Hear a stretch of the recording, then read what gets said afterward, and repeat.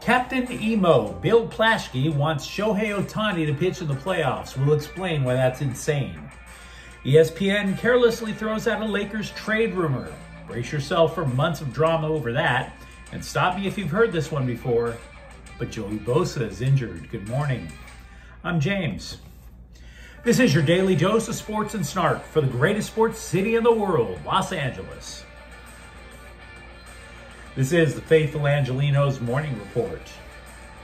So it is September 13th, 2024. Welcome to Terrible Journalism Friday. I am genuinely in awe of the ridiculous reportage that we have to shoot down today, but whatever. We always want to start off in a good mood by talking about LA. So if you like being in the know about LA sports, clickety-clack the like button. Clickety-clack the subscribe button. There's a notification bell. Hit that. It'll let you know when we drop new content. Sharing is caring. Let people know we exist, and by all means comment. Now, before we go through the news and notes and look at the scoreboard, there were no games involving LA teams yesterday, but today, the Dodgers are in Atlanta. The game will start at 4:20. Landon Knack is 2-3 with an ERA of 3. Spencer Schwellenbach, he is 5-7 with an ERA of 3.78. So what do you say we get to the news? Longtime viewers of this program know that I consider LA Times columnist Bill Plaschke to be a damn fool. Everything he writes, and I was a journalist for over 2 decades myself, and I was never a part of the Times daily operation. So I hope this doesn't come off as sour grapes, but everything Bill Plaschke writes is either more obvious than the instructions on a bottle of shampoo, or so dripping with fake emotion that you wonder if he guzzles big gulps full of estrogen every day. For example, USC football is right now the second biggest story in LA sports, wouldn't you say? But it's been 2 weeks since he has written a single word about the Trojans. And why?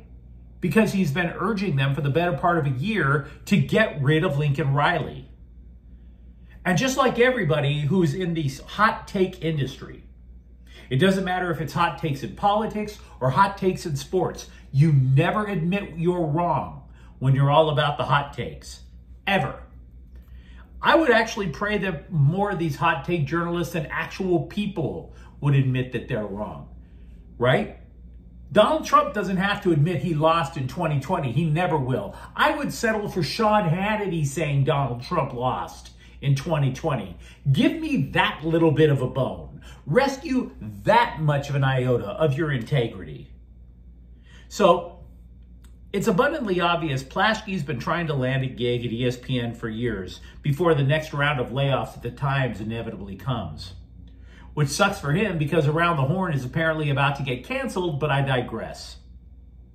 So Plaschke, instead of conceding that he might be wrong about USC, among other things, simply changed topics. He's urging the Dodgers to use Shohei Ohtani out of the bullpen in October. Really? A guy who underwent a second Tommy John surgery who only recently began tossing around a baseball. Yeah, why not?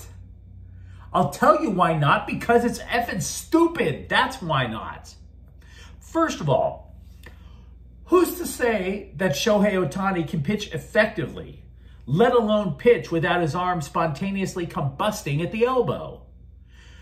The number of pitchers who have come back from a second Tommy John surgery and pitch effectively is super low. Ask Walker Buehler, a former Cy Young candidate who has undergone a second Tommy John surgery and now can't get anybody out. We've seen this act before this year. And now you're asking for a redo with Shohei Ohtani? Oy vey. Number 2, we have no evidence that Ohtani can physically throw a quality major league pitch in the mid-90s. We have no reason to believe he can. We've only seen him throw soft tosses because the arm hasn't recovered. It's still healing. And thirdly, You do realize that the Dodgers have gone through 12 starting pitchers so far this year, right? I mean, I do realize you're saying, well, maybe Ohtani can pitch out of the pen, but you're going to tell me that you're going to trust Shohei Ohtani's arm to pitching coach Mark Pryor. Again, sent 12 Dodgers starters to the injured list this year.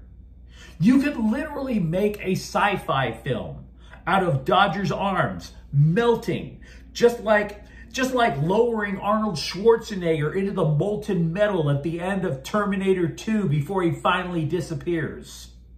No need for CGI. All we need is the surgery films from Cedars-Sinai to make the point.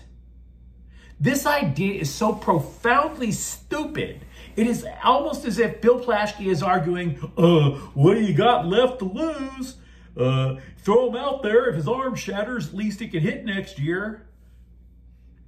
Bill Plaschke's opinions are so bipolar, they make him look like the Demi Lovato of the LA Times.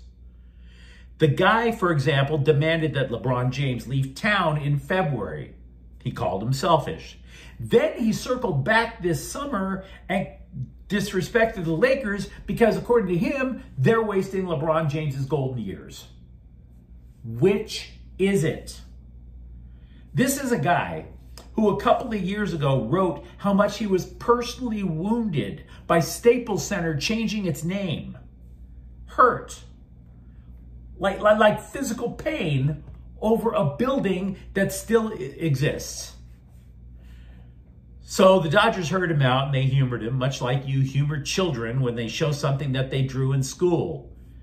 You know, you have no idea what the hell your kid drew, but you're like, oh my God, it's so beautiful. But rest assured, the Dodgers are not risking the health of a man that they signed to a $700 million contract. Only a fool would think so. And that fool writes for the LA Times. And that's a memo. The Dodgers also signed lefty Zach Logue to a minor league contract. They sent him to AAA Oklahoma City. The dude was waived by the Braves a couple of weeks ago. He's reached the majors with Detroit and Oakland. The last time he was in the majors was 2023. This is obviously not a needle mover for the playoffs.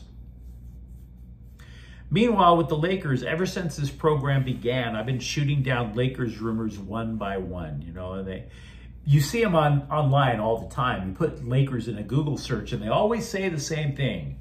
Here's a wild blockbuster proposal. And then you look, and it's like, oh, the Lakers should trade a second-round pick and D'Angelo Russell for Nikola Jokic. Who says no? Reality says no. And I bring this up because you would think ESPN would not take part in hyping wild, unfounded proposals. But that is the state of American journalism in 2024. So take what I'm about to tell you about the Lakers with a fistful of salt. Anthony Davis still wants to play power forward instead of center. So ESPN is claiming that Wizards center Jonas Valanciunas could be a target. Could be. By the way, nothing is imminent, nor have any actual trade discussions been confirmed.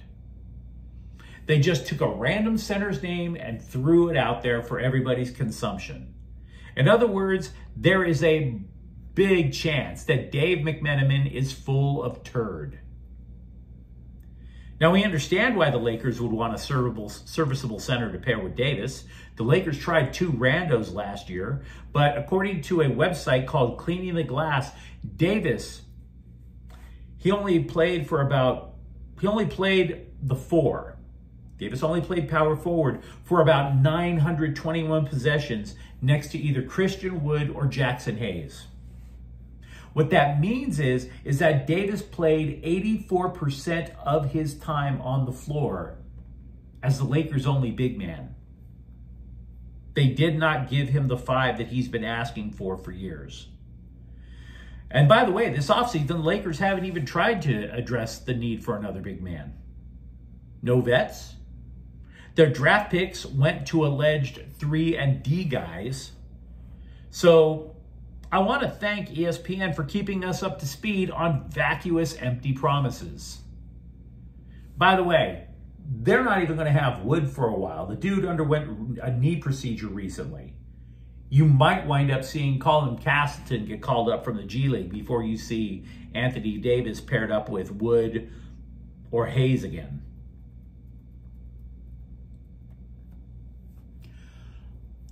I have trouble finding what I admire most about Chargers defensive end Joey Bosa. Sure, he gets to the quarterback, but that's not what I'm getting at. What is more impressive than Joey Bosa's ability to get to the quarterback? Well, the fact that he continues to get different body parts injured instead of just the same one over and over again, that's impressive. I'm very impressed with that. Or the fact that he keeps getting injured quicker in the season. It's almost like he's found a way to harm himself more efficiently. It's ruthless how that plan appears to be working out if you think about it. Bosa didn't practice Thursday because of his back. So far, he's injured his groin, his hamstring, his foot, now his back. We have no idea if he's being held out for Sunday's game, but we don't want to get ahead of ourselves. But damn, at what point is Joey Bosa going to have to scoop his eye off the AstroTurf over at SoFi? He wasn't the only guy who didn't practice with the Chargers on Thursday. Wide receiver Joshua Palmer was limited at practice. That's the second consecutive day. And by the way, same story goes for defensive back Alohi Gilman. The Chargers, by the way, much like I do, live out of a suitcase. At least they'll be doing that for the next couple of weeks. They're playing at Carolina this Sunday, but they are not returning to Southern California. The reason is that they are going to stay east for their next game in Pittsburgh. Jim Harbaugh said it's going to be an ideal way for the players to bond, but he concedes, quote, "It's not the most ideal thing. Everybody would rather be sleeping in their own bed, in their own house. The 1 o'clock Eastern time kickoff really necessitates, that's 10 o'clock our body time, getting acclimated to that. Plus, you take out the 20 or so hours of travel time," unquote. I saw a headline about Saturday's El Tráfico, which is a case study for pointless clickbait. The headline, LA Galaxy boss Greg Vanney makes fantastic LAFC claim for the fans. You read that thinking, wait, we talking bulletin board material here? Is Vanney predicting a 5-0 shutout? Is Vanney going to go out like that Florida State football fan did on X, promising to eat a red cup full of dog turd if the Galaxy lose? Are you thinking that? Well, here's the quote. "If we really want to win the West, this is a game we need," unquote. That's a fantastic claim? That's the opposite of a fantastic claim. Where the hell did this writer buy his dictionary? That's like, if that's a fantastic claim, that is a claim that was made on shrooms, on hallucinogens. I mean, there's a lot of fantastic things about El Tráfico. It's the premier rivalry in MLS.